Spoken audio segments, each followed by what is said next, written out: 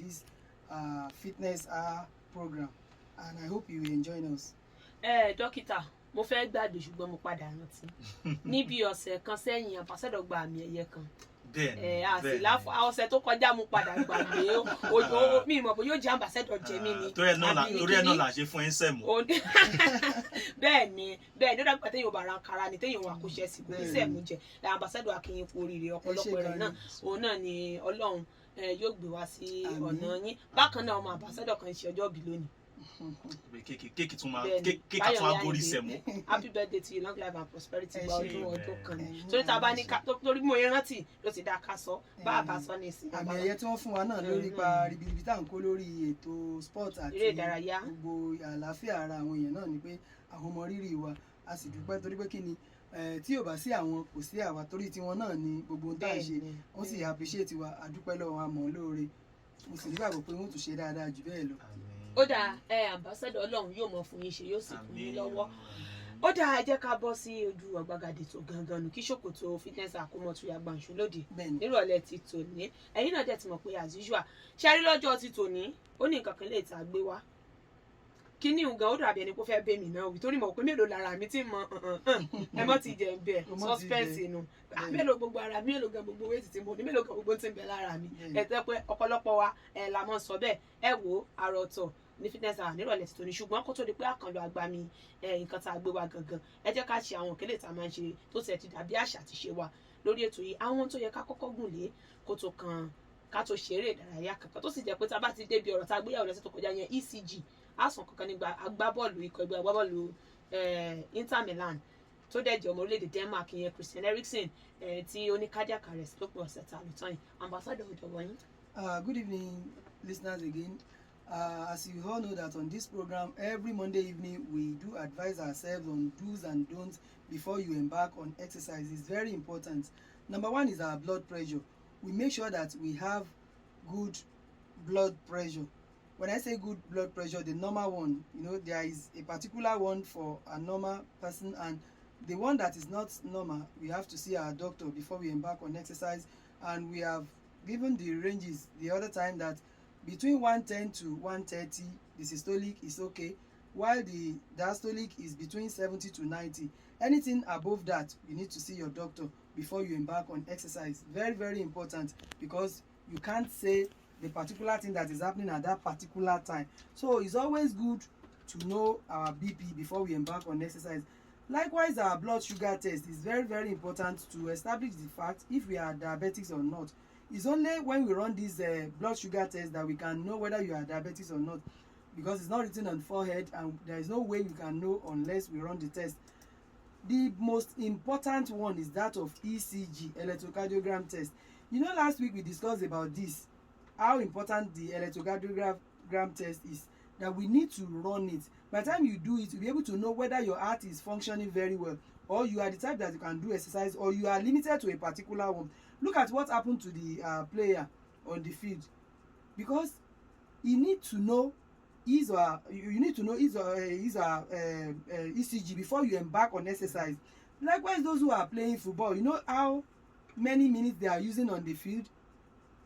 Apart from that, the training, everything, they have to check their ECG at least twice in a year, if not thrice, because by virtue of their profession they need to check it regularly. If there is anything, they'll be able to call the attention of the player to it that you're having issue with your heart. So the earlier they detect that, the better. So it's always good to know your ECG, to know how functioning your heart is before you embark on exercise. It's very, very important, because without that we don't know whether you are fit or not. We can't just say, okay, because we have checked the BP is okay, the blood sugar test, you are good to go. But that of electrocardiogram test is the most important one, because it's going to reveal everything that is hidden on your heart, everything that is there that we don't know and it's not written on the forehead. So let us take it as a matter of importance that anytime you want to embark on exercise, whether you want to do it on your own or you want to go to a gym house, check your ECG and know that it's in a proper condition before you embark on exercise. So once we have done with all this, the next thing to do is to know the kind of dress that you are going to put on, because it matters most. when you put on Ankara now, you say you are taking work, anything can happen, because you have to wear something that the attire that suits that purpose is very important. If you have done that, then the next thing is warming up. I keep saying it, you start from low to high. Not that you just take exercise and start doing it blah blah blah blah. No, it is not done like that. You start from the low, and this warming up we are talking about is the gradual increase in the intensity of the program you want to do. Just start from doing it from low to high. So by the time you do that, what advantage it has is that it's going to prevent you from having accidents, because if you don't warm up and you just embark on exercise like that, anything can happen. Maybe during the time that you are doing exercise, you are carrying a very heavy object, and you suddenly have a cramp. So by the time you are struggling with that thing may fall on your head, on your leg, and it may cause accident. So the more reason why you need to warm up, so that there won't be any cramp or anything that will disturb you during the program. Likewise, when you are about to round off, you need to cool down.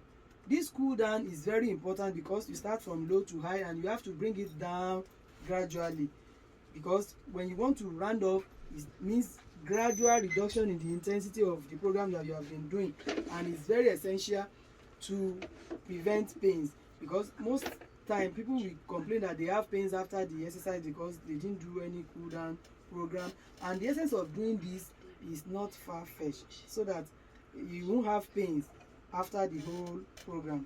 Is very important, cool down, because when you wanted to start the program, you invited blood to the muscles where it was needed then, but immediately you finish, the best thing is to send back the blood into circulation so that you won't feel pains.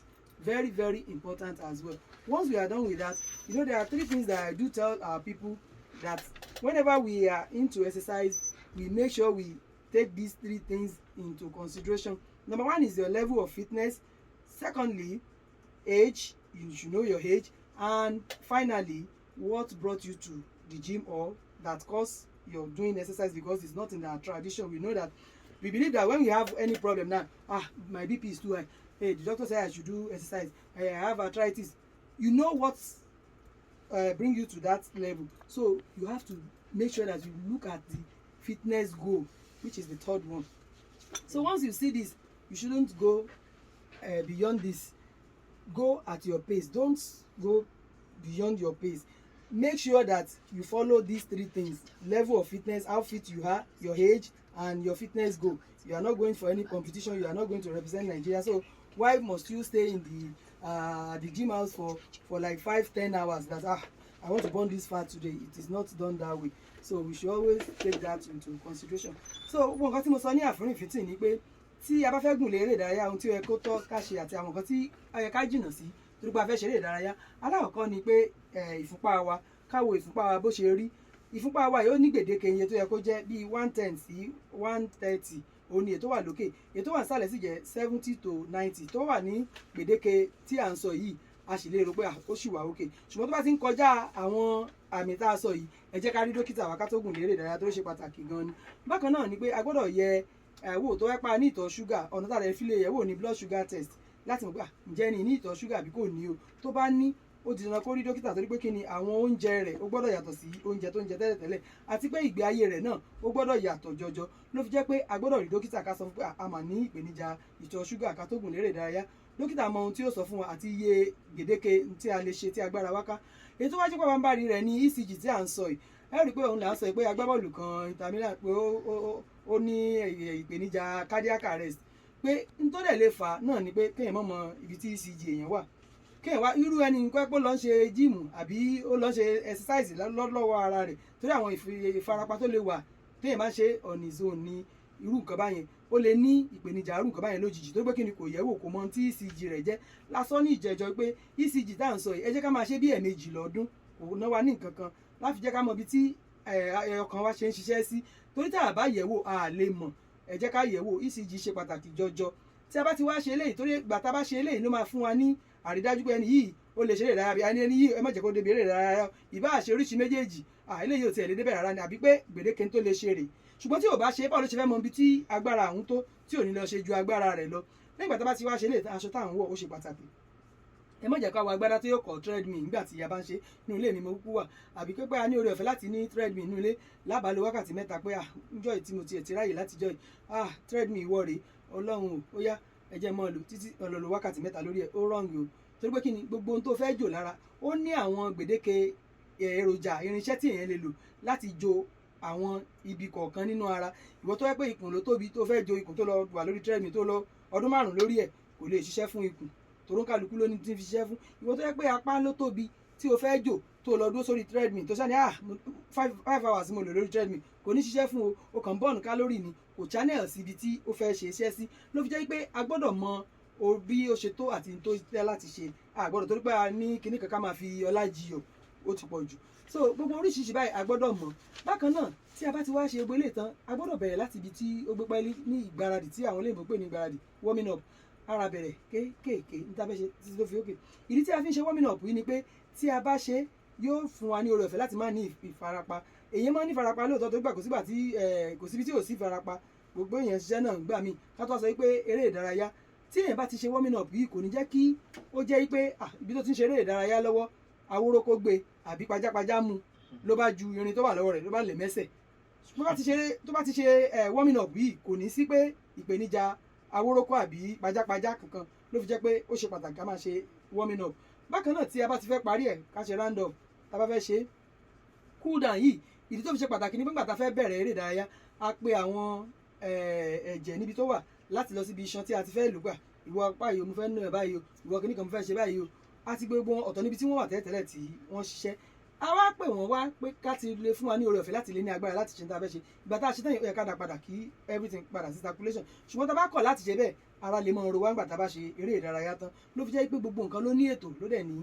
bí ó ṣe yẹ kí a ṣe níwọ̀n gbà tá a bá ti wá ṣe yẹn tán mo máa ń sọ nǹkan mẹ́ta téèyàn bá lọ sójú ogun tó bá fẹ́ lọ ṣe eré ìdárayá mọ̀ pé bó ṣe dángájíá sí level of fitness ọjọ́ orí rẹ age àti fitness goal n tó sún ẹ débẹ̀ ìwọ tó mọ n tó bó ṣe dángájíá sí pé ò lè gbé eléyìí mọ́ lọ kọjá àyè ara rẹ kọjá àyè orí kẹ̀kẹ́ ni o ìwọ tó mọ̀ yìí pé ọjọ́ orí rẹ ọjọ́ orí yìí ó sì ń bẹ̀ o torí pé mo ní diabetes àbí arthritis náà fi nira mọ́ ṣé n gbọ́dọ̀ lọ farawé ẹni tó fẹ́ tẹ́ pé ọ̀dọ́ ni o ìwọ tó yẹ pé n tó sún ọ débẹ̀ ó ti mọ̀ kì í ṣe pé yóò fẹ́ lọ fi gba owó ní Olympic mọ́ ṣe ju ara rẹ lọ ló fi jẹ́ pé tí a bá tẹ̀lé gbogbo àwọn nǹkan tá à ń sọ yìí àní ní ìfarapa tí a bá ń ṣe eré ìdárayá